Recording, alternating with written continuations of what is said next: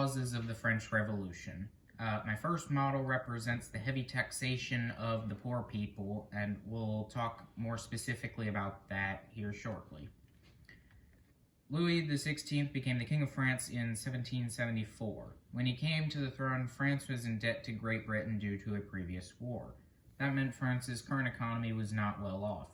This is where we can begin to see some of the seeds of the revolution pop up. While the poor people were working and being taxed a lot, the richer people were hardly getting taxed at all and were doing very little work.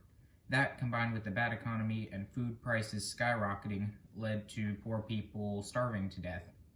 At the same time, France entered another war against Britain, which happened to be the American Revolution. Ultimately, that war ended, but the poor people, who were the majority of the population, still believed that something needed to be done about the system that was in place. My first model represents the heavy taxation of the poor people. I have figures to represent the poor people, and the monopoly money, which is much larger than the people are, represents the huge amount of taxes that they were having to pay.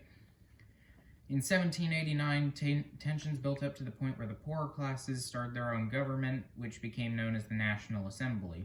The point of the National Assembly was to pass reforms and attempt to bring a constitution to France.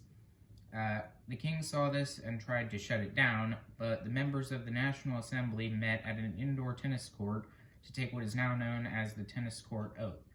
This oath, in short, was a promise that they would not disband until a constitution was established.